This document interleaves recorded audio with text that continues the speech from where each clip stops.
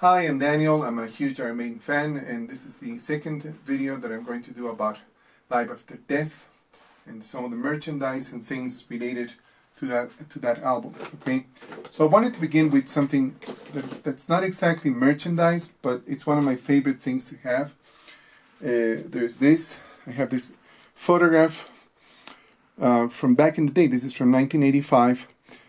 This is an image that was taken. This is a photograph that was taken by the legendary Ross Halfin, who was the band's official photographer for many decades, and had created some of the most legendary images of the band. This is the image that appears on the back of the 2 Minutes to Midnight single. The legend goes that supposedly Ross came up with this idea on a whim, and he just basically suggested for the guys to simulate that they were being executed, and he took them around the back of the studio where they were working, and he just improvised this image, and it became such an iconic and interesting image. This is what is actually called a lobby picture, a lobby photograph. Okay, it is called that because usually images like this were made for movies, and they were placed in the lobby, and they contained some images that promoted the movie that they were going to see, but musicians have been using the same kind of technique to promote the band. Okay, this one in particular, this is an edition made by EMI Records, and it was distributed mostly to radio stations, and actually a friend of mine who works at a radio station knew that I was a huge fan, and he gave it to me. I have the booklet from that tour. I didn't go to see them on that tour, unfortunately, but I like very much that. I know there are people that solely collect these booklets, these souvenirs from the tours, and this one is particularly nice. Most of the bands, they kind of show themselves on stage and just very typical images, but Maiden had kind of more intimate images of their own lives, and more interestingly, they would include photographs and images of many of the people that worked with them, that helped to produce these shows. And Iron Maiden had always gone out of their way to try to acknowledge and recognize the many people that help and support the enormously complicated type of shows that they produce. Then I have this, which is from NECA. This is one of my favorite Eddie pieces. This is a kind of recent, kind of new, but it's very nicely made. The detail in the face and everything that they did with Eddie is just remarkable. The whole body pretty much is covered with, gauze, kind of like a real mummy. And it's a nice, fun piece to have. Beautiful. Then also from NECA, there's the Live After Death figurine. Okay, this is a nice piece. There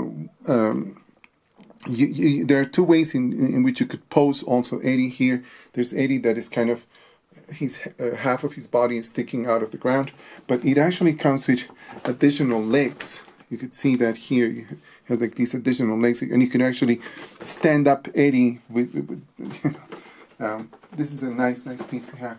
Also, something more recent, it is the Reaction collection, okay? And they had made, of course, a Live After Death Eddie. And this is a nice piece. Like I have said in previous videos, this is reminiscent to the, Iron Maiden, to the Star Wars figures, okay? Also, in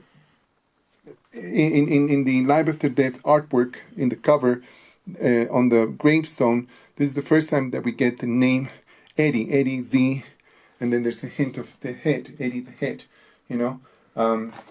As far as I know, maybe you could correct me, the name Eddie only appears in two covers in Live After Death and in Somewhere in Time. I also have this from Art Asylum, okay, which is a Jack-in-the-Box Eddie, okay. Basically, this Eddie is just made of rubber. You kind of fold it and you push it into the box, okay. You press this button and it springs up. It's a Jack in the Box. And when you press the button also, the box would play a little bit of the Number of the Beast. It's kind of fitting that they would put, you know, Eddie springing up from the ground, you know, because that's the cover, you know, Eddie coming to life. And, you know, this is from 2000 something, 2002, something like that. They made a series of like Kiss figurines like this, and I think they even made Marilyn Manson. I don't know. But this is the only one that I know that they made of Iron Maiden, you know. It's kind of old. I've kept it in as good a shape as possible. But batteries, they don't work anymore. I'm thinking about doing an unboxing and maybe bringing it back to life, so to speak.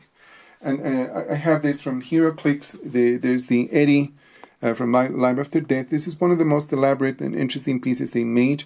Okay, it has like this transparent, translucent plastic that imitates the lightning that connects both of the wrists of Eddie, and there's the fire that is also transparent. A lot of detail, very well made, very well painted, very well crafted little toy, you know. And then there are the masks from Trick or Treat. Okay, this is Eddie from the tour, the Mummy Eddie, and it's very detailed. One of the best things that they have made in the whole collection. It just really looks exactly like the one from the artwork. And then there's from Aces High. Okay, Eddie from Aces High, one of the greatest songs that Maiden had done, one of the most popular songs that they've ever done. Again, this is made by this company called Trick or Treat. Okay, these are recent pieces that had come out in the last few years, and they're nice. They're a great piece to have. Yeah, so thank you so much for continuing to watch my videos. Please leave a thumbs up if you like this video. Don't forget to subscribe, and I pretty soon will come up with 2 more videos from Somewhere in Time. I'm going to show you another Bolivian vinyl that I have of Somewhere in Time. So thank you.